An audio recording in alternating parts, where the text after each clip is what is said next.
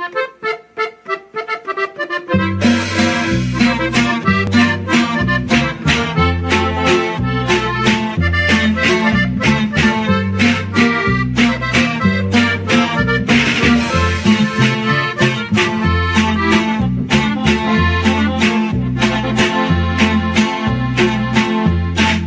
and welcome to Pluribus Unum's Fireside Chats. Not as good as 50 hours, but hey, it's something.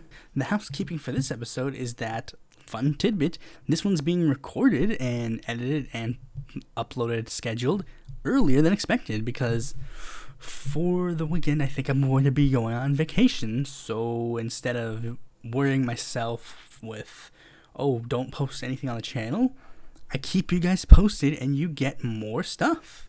Hooray! And that might be evidence of like why there's a certain story. I don't know if there's going to be a big story that happens on a certain day, but hopefully nothing big happens and I don't look stupid.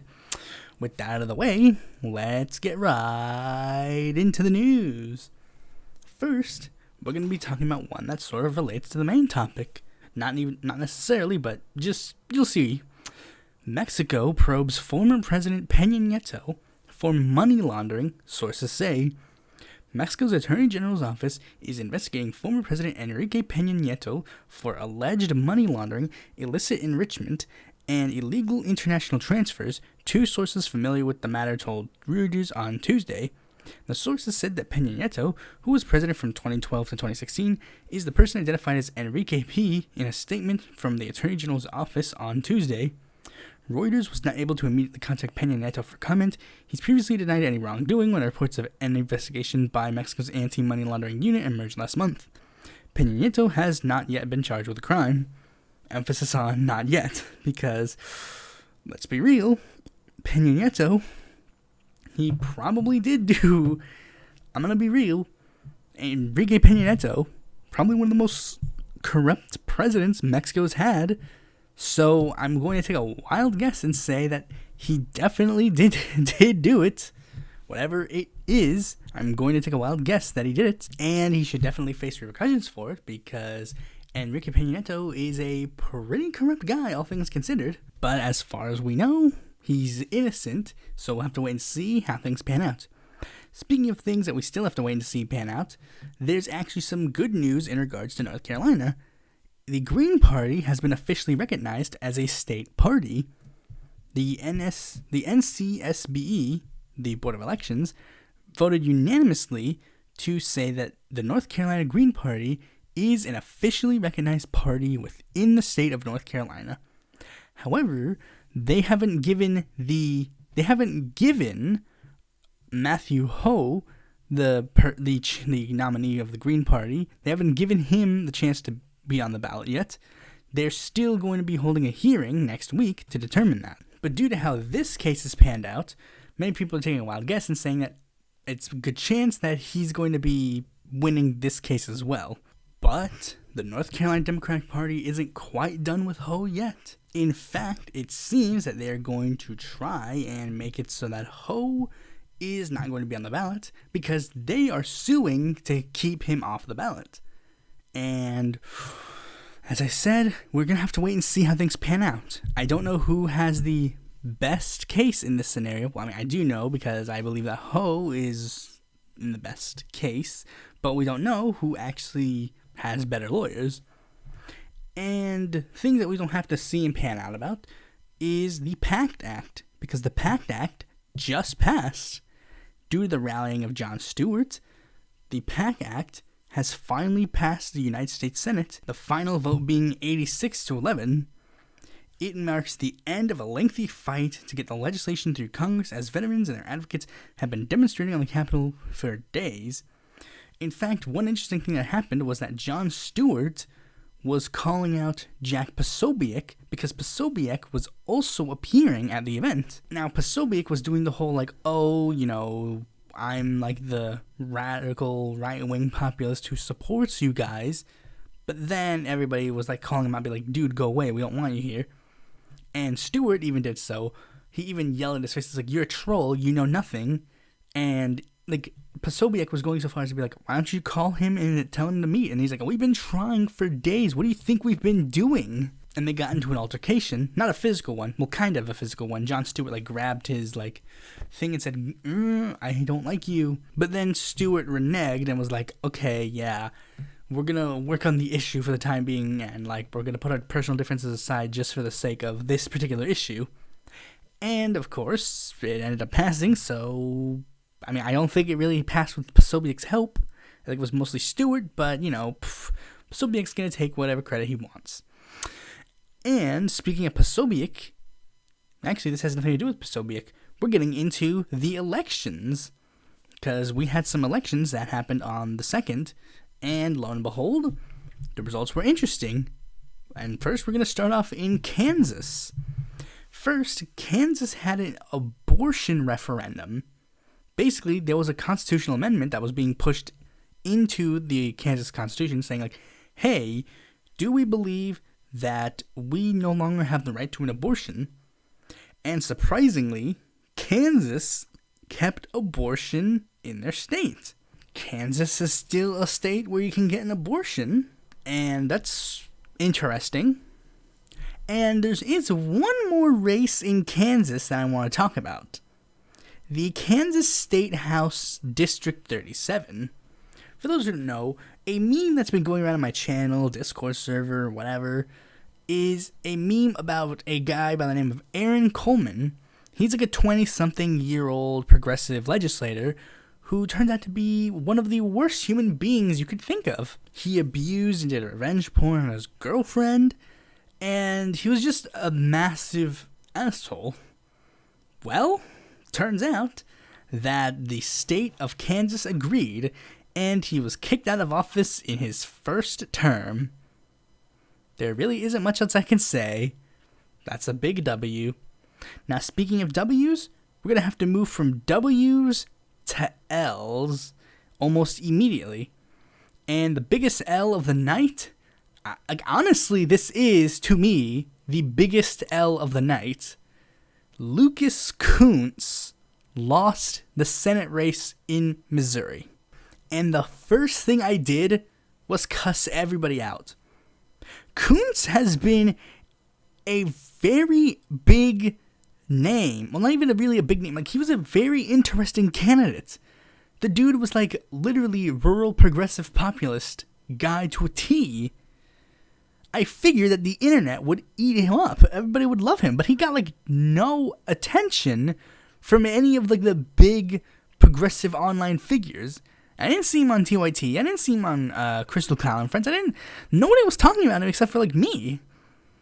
Despite the fact that not only did Kunce just objectively have a really good platform, not only was he running against a billionaire, but also the dude was the only guy in the race who had an actual shot of beating a Republican in November. Granted, it was very slim chances. It was like him versus Eric Greitens and him versus Billy Long that were him winning.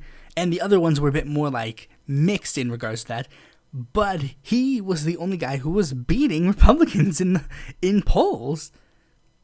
I mean, I know everybody says don't trust the polls, but I mean, lo and behold, he had a shot. He had a legitimate shot to win, and a billionaire waltzed in, convinced some of the big name candidates to drop out, and then they backed her, and she basically just waltzed in. In fact, I was actually going to get mad at Bernie for this, but here's the thing.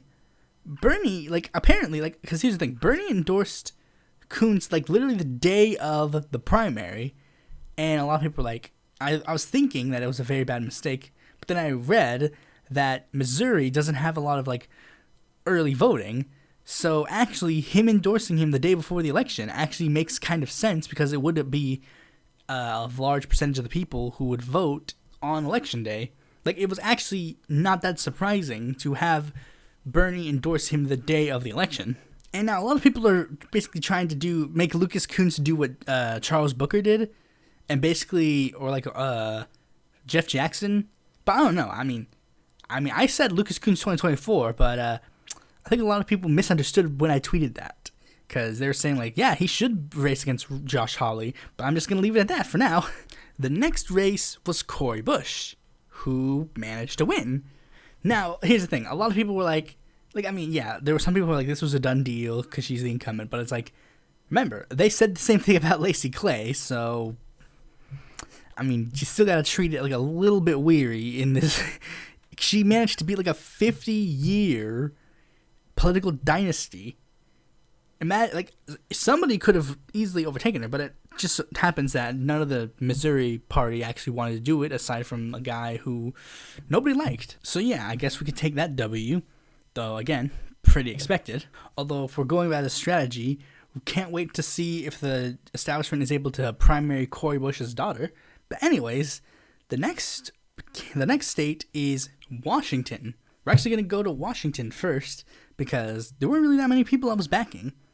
So we're actually going to start backwards. First, Washington District 7, Pramila Jayapal, of course, won. In fact, she won very handily with 84% of the vote as far as the latest numbers I saw. I mean, I think she's still going to have to go to a runoff because that's how Washington is. But I'm thinking, but that'd be funny if like she was like the one person who managed to like win with no runoff. But the actual reason is that there were a lot of people who are being backed by progressive groups and places in this state. But the thing is, I didn't back any of them. I didn't back Rebecca Parson for a second time. And I didn't back Stephanie Gallardo because I knew for a fact that this state wasn't really the state's not a done deal for progressives. Like, I mean, I hate to be the bearer of bad news. Like, I knew that the results weren't going to be that good. The only one I took a chance on was Jason Call, and as far as I'm seeing, the jury is still out on Call, but there's a good chance that he's not winning. He's like, it's apparently still too close to Call. Like, there's still a decent number of the votes left, but the thing is, I don't know. I'm trying to be like Justice Democrats, to be a bit more wary of who I choose to like back. In fact, I'm even contemplating like removing like the endorsements thing on my website entirely.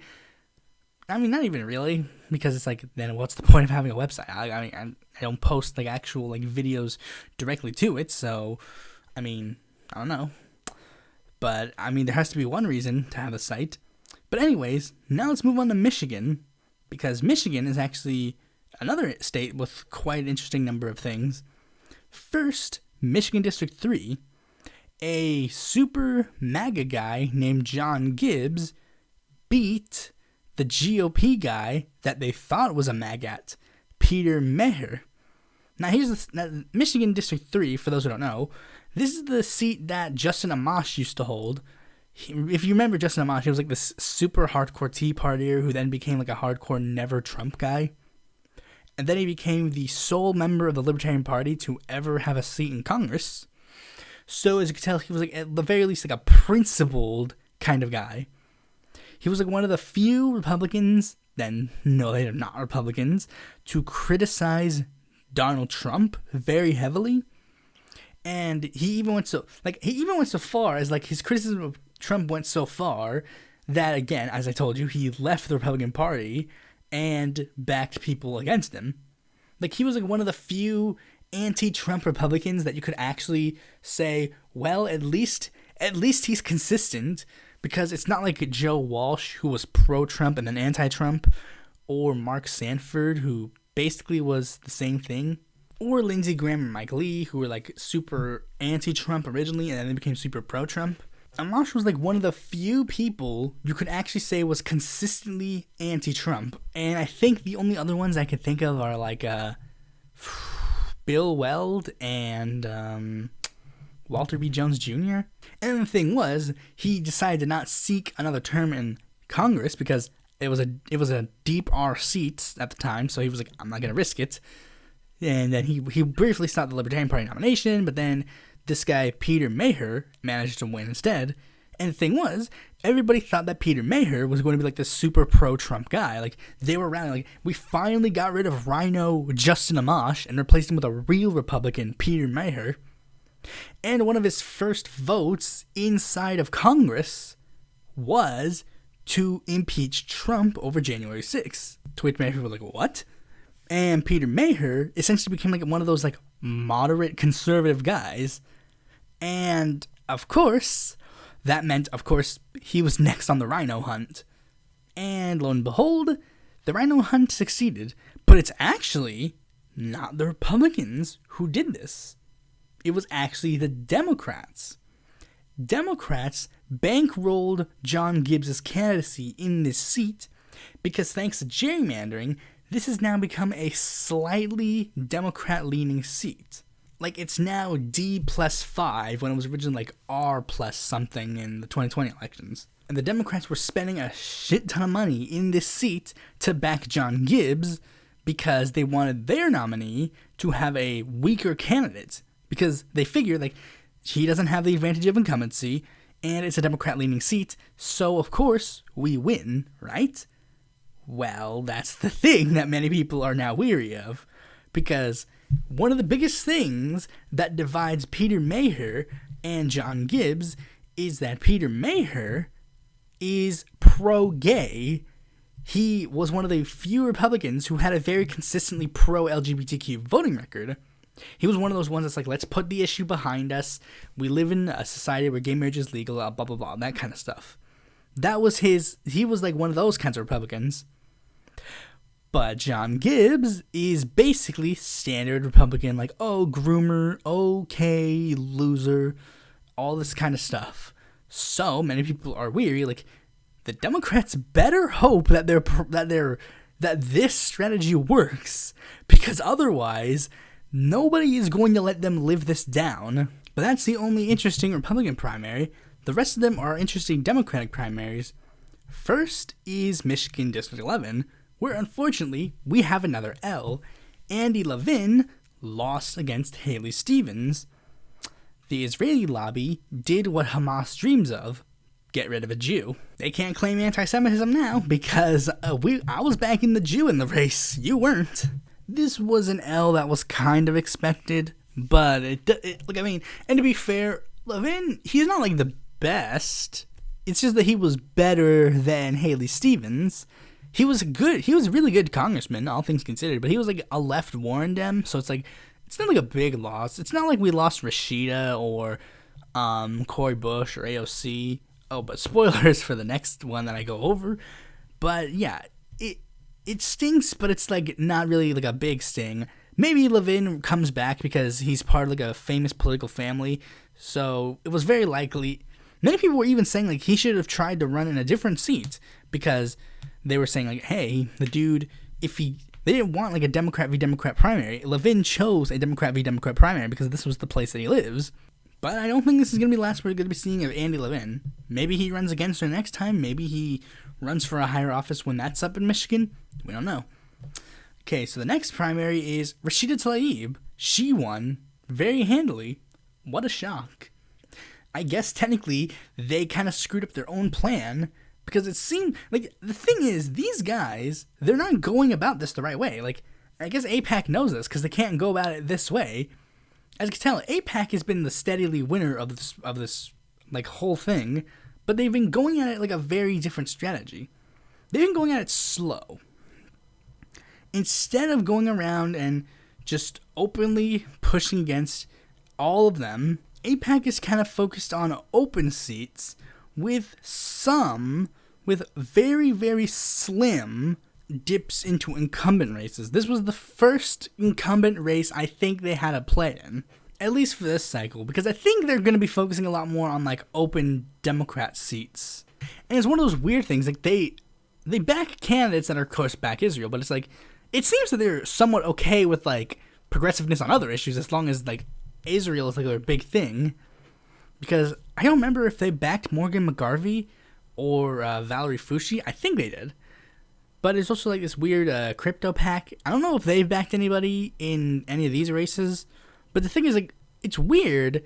This weird new crypto PAC, it's like, they're doing similar things. Like, they're backing candidates that are like somewhat progressive, but they're also backing ones that aren't progressive. It doesn't make sense.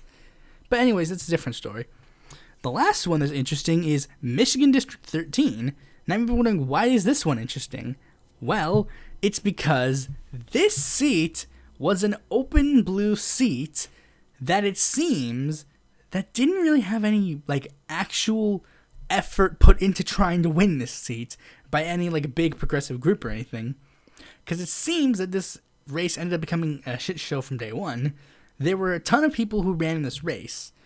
One of the people who used to, like, for those who don't know, Michigan District 13 was the district that used to be represented by John Conyers, and Rashida Tlaib briefly represented it before she was gerrymandered into the 12th district. And there were quite a number of people who were running in this seat. And everybody was trying to figure out, like, who would win? Because it was such an open field, and each of the candidates had basically the same amount of name recognition, that everyone was like, what's going on? Who's going to win? And the person that I figured out was going to win very early on was Shri Thanadar. Now, for those who have no clue who Shri Thanadar is, you might be going to his website, and you might be looking at him and being going, oh, well, I mean, he's a pretty interesting guy. He's a pretty interesting candidate.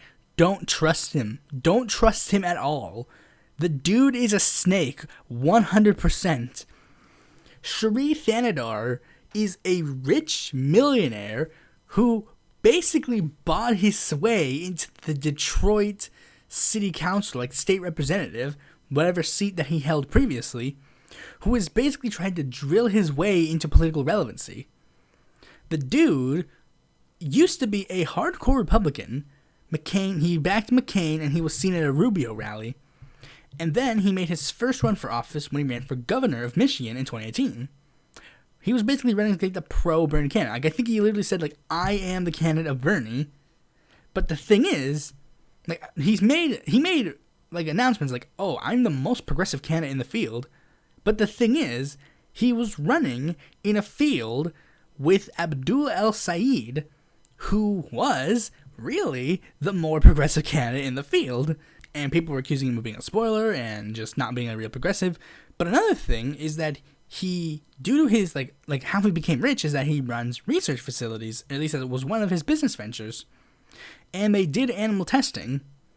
And not just that, when he abandoned these facilities, he abandoned them with the animals still inside.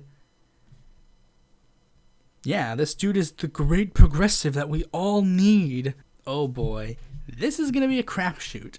Even if he actually manages to, like, push progressive agendas, I don't think anybody should be backing him. I don't trust the dude. I don't think he's trustworthy. Also, an interesting factoid is that apparently, due to Shri Thanadar winning, he'll be the first member of Congress to represent the 15th district that isn't black since, I think it's like around 150 or 50 years. I don't remember which one. I think it was 50. One of the two. But anyways, as you can tell, just long time. Anyways, now let's move on to the main topic of this video. This is one that that as soon as I saw that this date landed on a Monday, I was going to do this.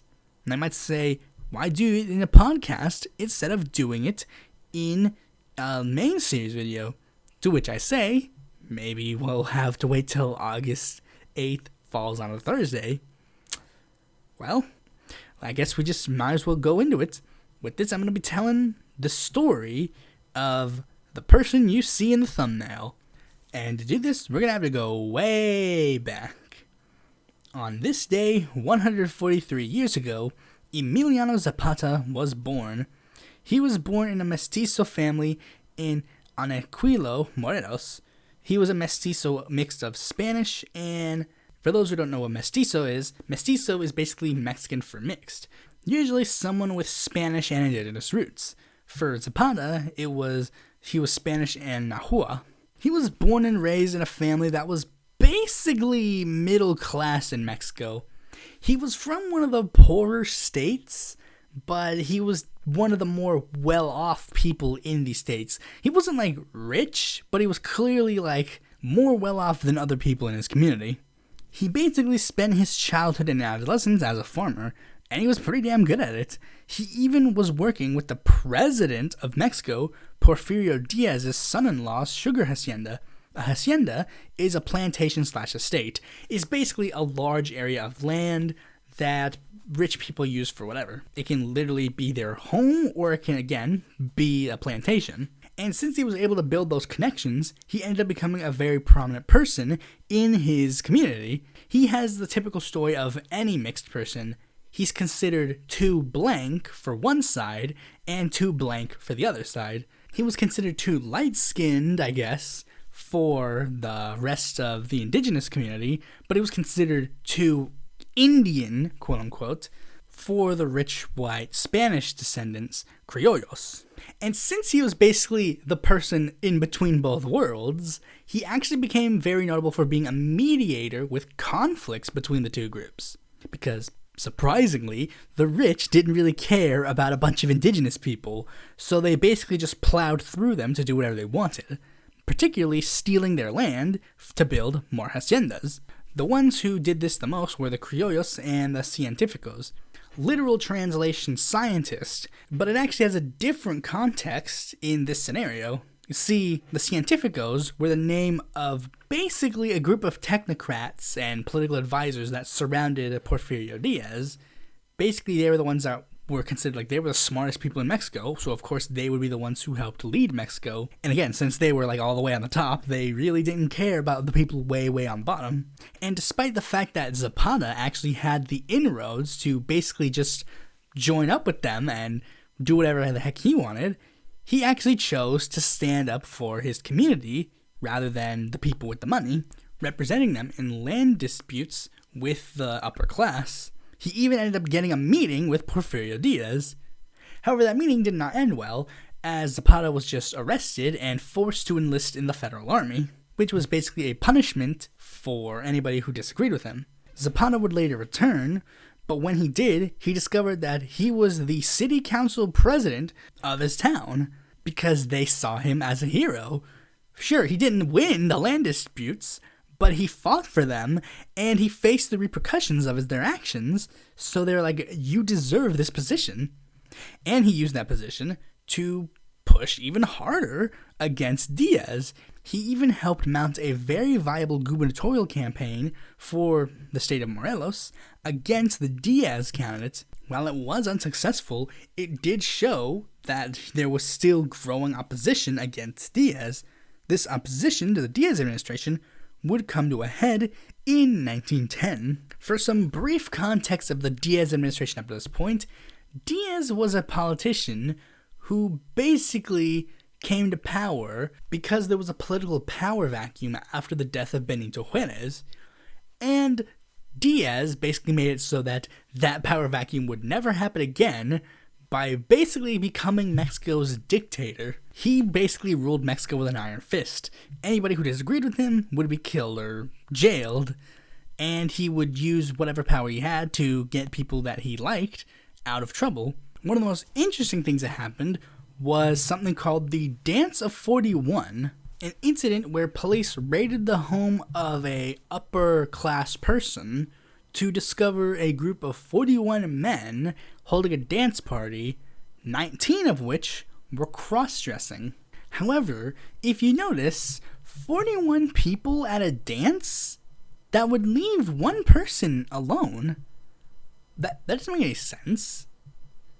Well, allegedly, the incident actually had 42 dancers, but the 42nd dancer was let go because of the fact that while he was in the upper echelon of society, he was so high up on the echelon that he couldn't be tried for his actions. That individual being Ignacio de la Torre y Merir, also known as the son-in-law of Porfirio Diaz, the very same son-in-law that worked with Zapata. This kind of shows the mentality of the Diaz regime. It's reactionary enough that it would go and try to jail a bunch of people in their private homes, but also not against it enough to jail your own relatives for it. It's corrupt enough to let him go. However, despite this, he kept winning re-election to 2-year terms, because that's how it worked in Mexico at the time. But the reason why was because the liberal elite were basically on board with it, because they were thriving in this society because at the time, that's one of the things that many people have to quote unquote give the Diaz administration, that Mexico was thriving because he pushed hard for industrialization. However, it was of course at the expense of workers' rights and indigenous people's rights and the environment. But of course, upper echelons of society didn't really care. It wasn't until their own freedoms and their own problems started happening that they actually started to sour on Diaz. And they were like, we kind of actually want to hold elections, but the last couple of elections, Diaz was essentially running unopposed, if not actually running unopposed, because he would jail opposition candidates, one of which was Nicolas Zuniga y Miranda. Another thing was that he was being super friendly to the United States in exchange for, mutual benefits. But the thing is, he was so friendly to the United States that he would go to the United States and do, press interviews, and everyone would be like, oh, this wonderful president of Mexico is doing great, wonderful things, our neighbors to the south, blah, blah, blah. But here's the thing. One day, he royally screwed up because he went to America, and they told him, yo, dude, it does seem really weird that you're, very much like a dictator. But Diaz responded with, okay, listen. We have been running Mexico very clearly for a while. And as we approach Mexico's 100th anniversary, I feel it is time that Mexico is fully ready for democracy. And I will not run in the upcoming 1910 election. But notice this. He said this in an interview with the American press. He didn't say this in Mexico. That's because he wanted to perceive this sort of I'm freely democratic society, but he didn't actually want Mexico to be a free democratic society.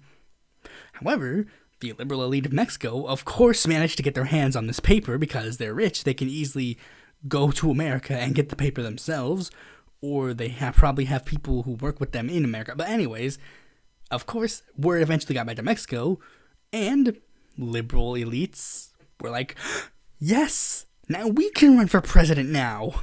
One person who ended up doing this was a guy by the name of Francisco Madero, who announced he would run against Diaz. And Diaz basically was like, wait, you guys weren't supposed to hear this. And basically did everything in his power to make sure that nobody would run against him. He made sure that the people in his circle who wanted to run against him weren't going to run against him. And then he ended up jailing Madero because Madero ended up becoming a very viable threat to his power. And due to this, many people were very excited because they're like, we could finally get rid of Diaz. But then the results of the election came, and Diaz won overwhelmingly. In fact, Madero didn't even come close to winning.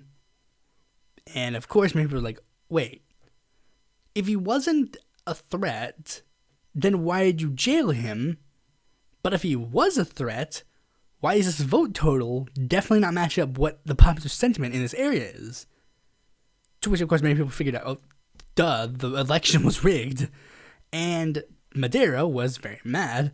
He ended up escaping to America and drafted a document called the Plan de San Luis, calling for Mexicans to rise up against Diaz.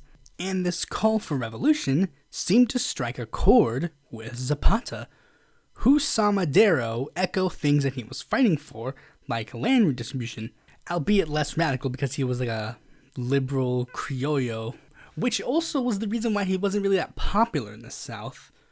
He was popular in the cities because the cities was where all of the rich criollos were. But the thing is, the further out you go in Mexico, the further brown you get and the more poor you get. That's just how it works in Mexico. So Madero had literally no actual leverage in the South. He had a heck of a lot of leverage in the North, because that's where the urban criollos areas are. And Zapata basically was like, I can use this momentum to push for these issues. I can use Madero's call to action to help push Mexico to be more radical down the line. And he created something called the Liberation Army of the South. and basically became the southern faction of Madero's forces. The northern half of Madero's forces would be led by another person by the name of Pancho Villa, and with Villa in the north and Zapata in the south, they were actually able to mount viable military action against Diaz. However, it was very clear this relationship wasn't guaranteed to last. Like, it was pretty clear, like, this is mutual. This is basically, like, I mean, I don't want to, this is a weird comparison. I mean, not necessarily weird, but, like, this was basically like a Bernie Sanders supporter who voted for Joe Biden or Hillary Clinton. Like, we're only here to beat that guy. We're not here for you. But the thing is, this alliance was actually really strong. Most particularly thanks to Zapata, because there were a lot more people in the South willing to rise up against the political elite. Gee, I wonder why a bunch of poor, dark-skinned indigenous people were really, really mad at the racist, rich, white political elite of Mexico. I wonder why they were so mad. It couldn't have been due to all of the land stealing that they were doing. It couldn't have been because they were, like, massively massacring indigenous people. It couldn't be because when these people would have to work on the haciendas, they'd get basically nothing. It's one of history's greatest mysteries. But as I said before, thanks to Villa and Zapata, they were able to actually win. Like, Diaz was gone, and Madero held new elections where he was elected president of Mexico. Things were going great. And he was like, okay, guys, it's time to stop so I can fix Mexico. But the thing is, as I said before, the alliance was not built to last. Villa was very much an ally to Madero and worked with him very, like, head on. But Zapata, like I said before, his relationship to them was basically like, it's a mutual thing. You gotta scratch my back before I scratch yours. And Zapata basically continued his crusade until Madero was able to meet his demands. He held out hope that Madero would be changed. Like, he knew from day one that Madero wasn't going to be 100% in his line of field, but he was like, I think I can at least work with this guy. Like, I couldn't work with Diaz. I can work with this guy. I'm pretty sure if we just continue the crusade, he will end up seeing my way around.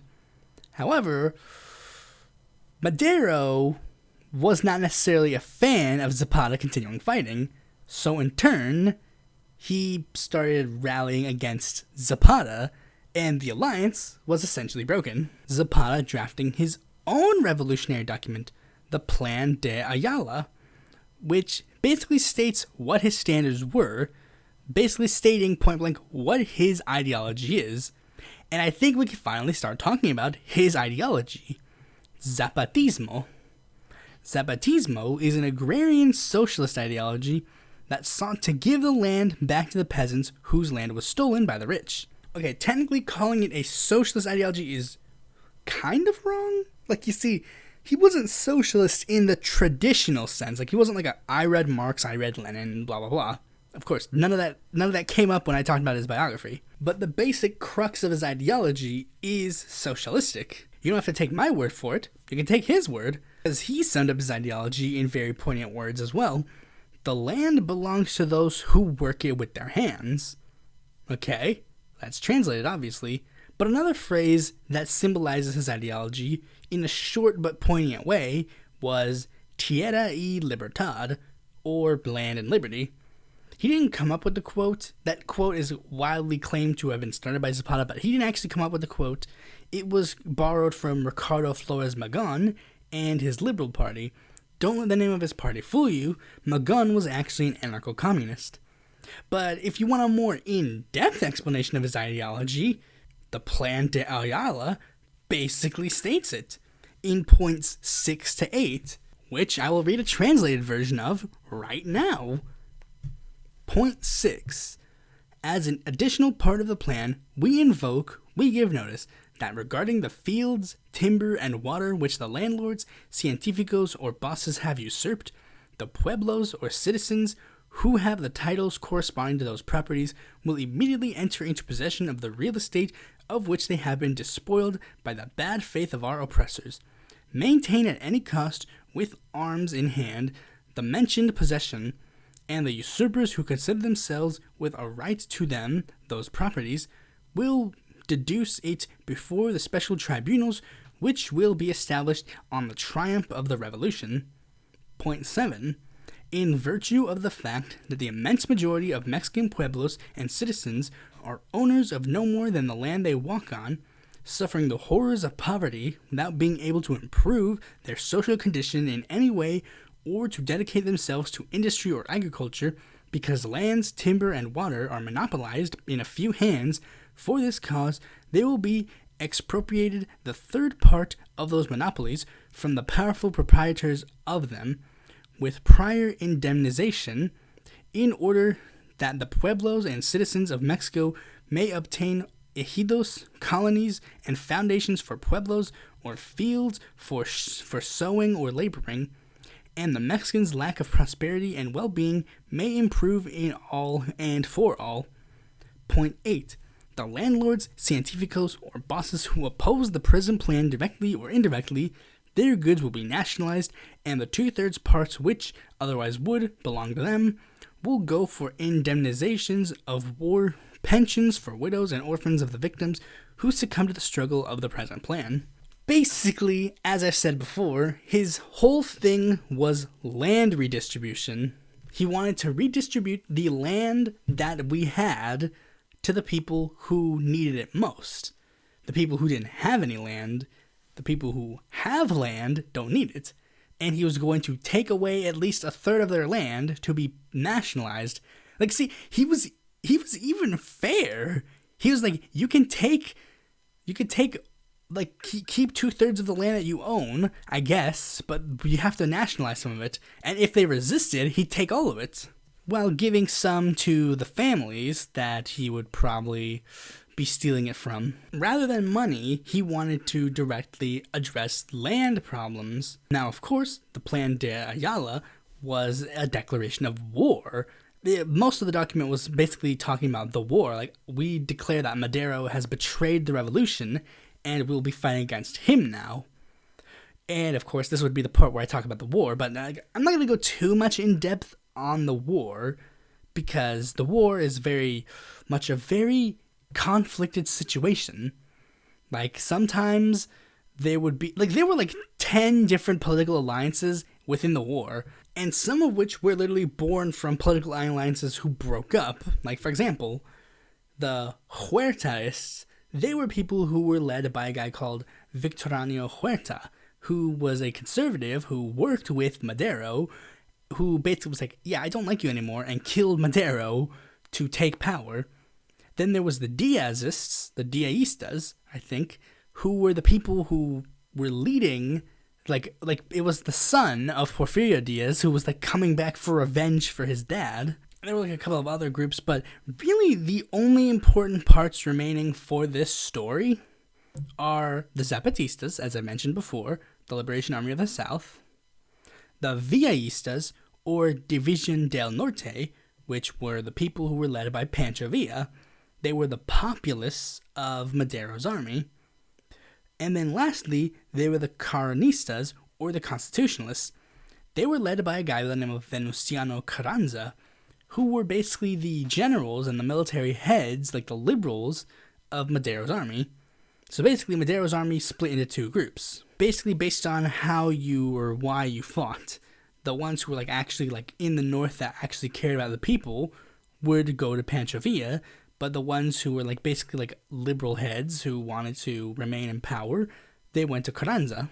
And these three basically had like they had a really weird relationship. As I mentioned before, two of them were literally from the same branch of the military, and that's the thing, like, those three had, like, a huge, interesting dynamic.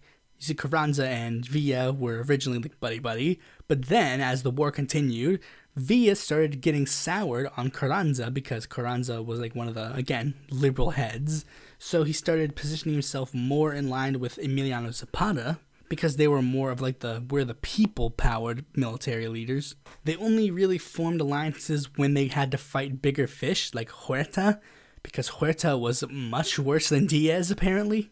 But eventually, at one point, there was a win. Huerta was ousted from the presidential palace, and the three factions of the military were like, yes, we're going to work together now. But Zapata and Villa ended up going and not Carranza because they didn't like Carranza and told him if he stepped foot, they would go back to fighting. So Zapata and Villa actually managed to go to the presidential palace, meet up, and actually start talking about what they would plan to do for the remainder of the revolution. And this part is actually very interesting, and it might be the only time I actually do something visual on the podcast. You see, if I'm actually doing a good job with the podcast, at this point I'm going to put a famous image from this day. The image on screen is an image of Zapata and Pancho Villa meeting and sitting down in the presidential throne room. Yes, Mexico's president has a throne room. And this image is actually one of the most famous images of the war for quite a number of reasons. One, this was the only time that these two prominent figures of the Mexican Revolution ever met face to face. All their other communications either didn't exist, or if they did, they were letters or telegrams or like messengers. These guys never met face to face. And it's really weird to think that. It's sort of like when you think about the fact that Malcolm X and Martin Luther King Jr. met only one time. You would think that they either met a lot or they never met. It just doesn't reach in your head. Like, they actually met, but only one time. And the image is just so iconic for that reason. The second reason why it's notable is if you pay attention very closely, you'll notice that Pancho Villa is seated on the throne and Zapata is not. And this actually shows their detail. Like, this actually tells you more about these two figures than you realize. Villa is like sitting on the throne, like smiling, all happy. It's like, yeah, and he's like having a fun time. That clearly shows why he was in it. He's not taking the gravitas of this situation very seriously. So, of course, he's probably not in it for entirely that good reasons. And also, he's seated on the throne. And why else would you sit on a throne unless you wanted to be in power? And that is clearly what it is showing. Villa is in it for some sort of power or some sort of gain. And I neglected to mention a very important detail, but notice how I talked about how Zapata kept fighting and Villa didn't? Well, that's because Villa they gave Villa a hacienda to let him leave, and he took that power and left. He was only brought back into the fray after Madero's passing. And the last one is actually the saddest one of this story. The reason why it's so prevalent is because this is one of the only times that the quote-unquote reason for the Mexican Revolution actually succeeded. The peasants rose up against the political elite, and now they're inside of the elite's throne room. That's the only time this happens, and every other instance of the revolution, every other transfer of power, every other transfer of whatever, every military victory would go to people who were basically trying to keep the status quo, i.e. our good old friend Carranza. Carranza was able to unite a bunch of people against the idea of Villa and Zapata. Like, oh, these guys are dangerous. They're like, one is a dangerous Indian and the other is like a bandito. And they were doing everything in their power to make sure that those two wouldn't end up getting power, wouldn't end up being the ones in charge after all this is said and done. And this made Carranza a very prominent military force, so much so that when he ended up taking the palace, he ended up holding new elections to determine who would be the next president. And he won. And similar to Madero, he did actually want to change Mexico for the better, but not too much. He still wanted the liberal elites to be in power, but he just wanted to make Mexico better. So he did, write in the Mexican Constitution, some changes to Mexico to hopefully try and make it better. He wrote down secular like anti-clerical positions in the Mexican Constitution of 1917.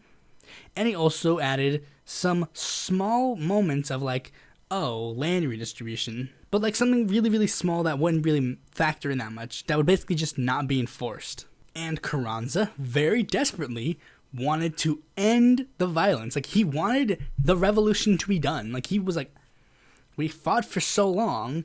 I think it is time for Mexico to finally stop the fighting. And while he was able to defeat all of the other areas of Mexico, there were two factions that were standing in his way of what he saw as peace. Pancho Villa and Emiliano Zapata.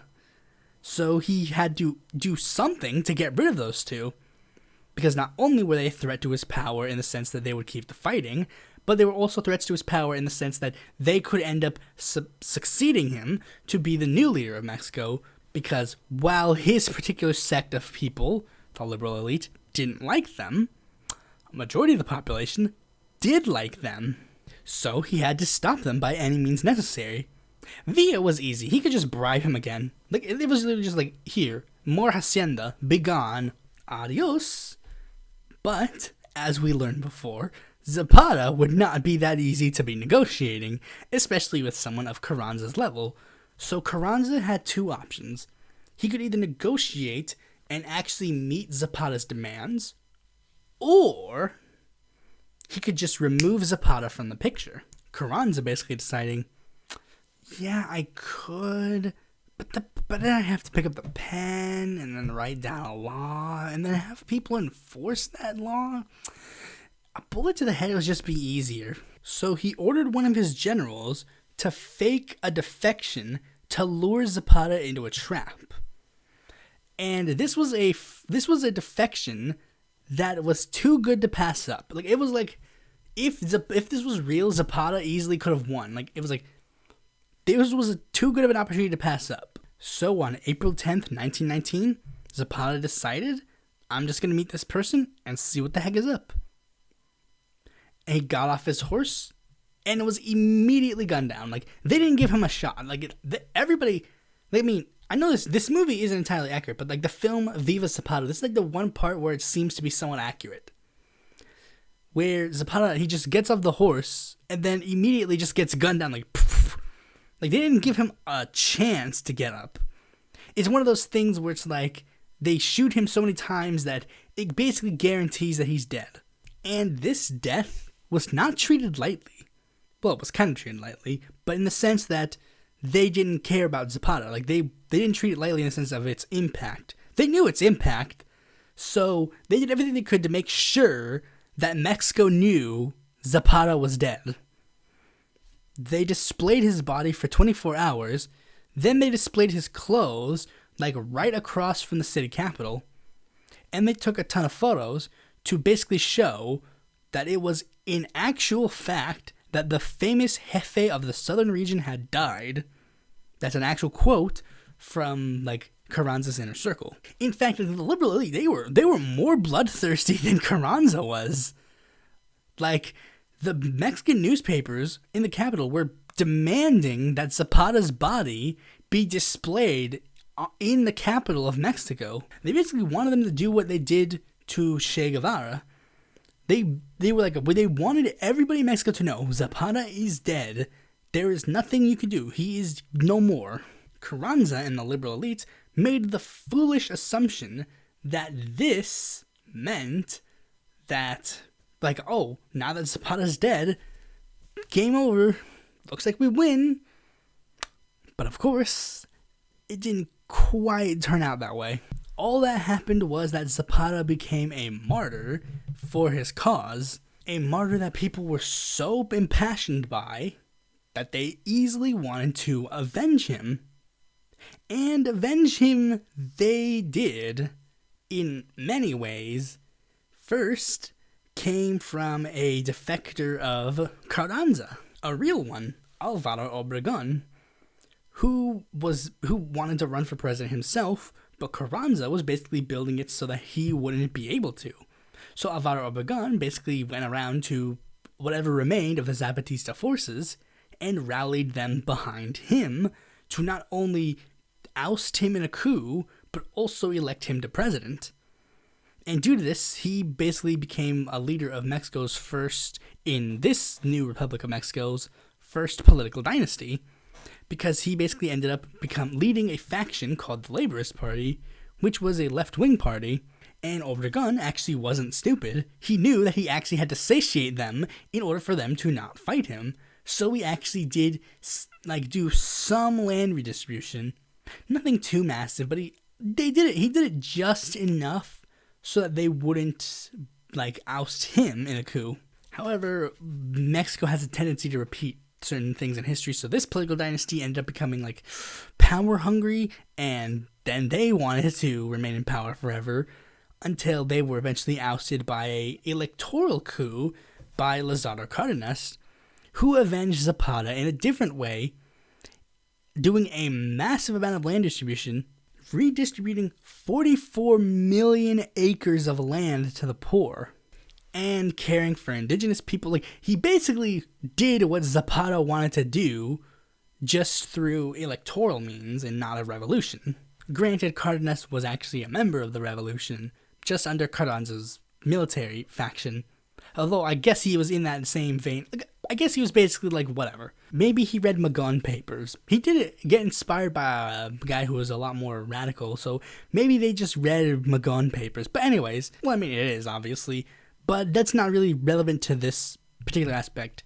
Zapata is a guy who is basically one of the forefathers of left-wing movements in Latin America. Not just in Mexico, but the entirety of Latin America. The Plan de Ayala would basically serve as a blueprint for a lot of future Latin American socialist movements.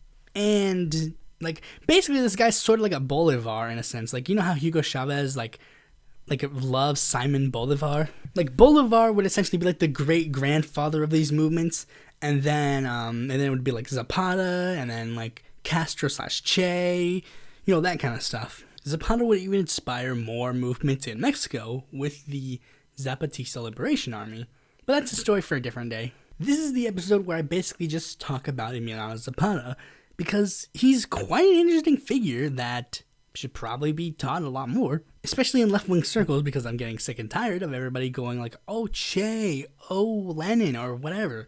It's can't we just get new faces to talk about? Thanks for watching this video. Be sure to like, comment, subscribe, and click that bell to notify when that future video of mine comes out. And if you just want more content from me, you can go to my website, follow me on Twitter, join my Discord, check out my articles on Independent Political Report, or consider supporting me on Patreon.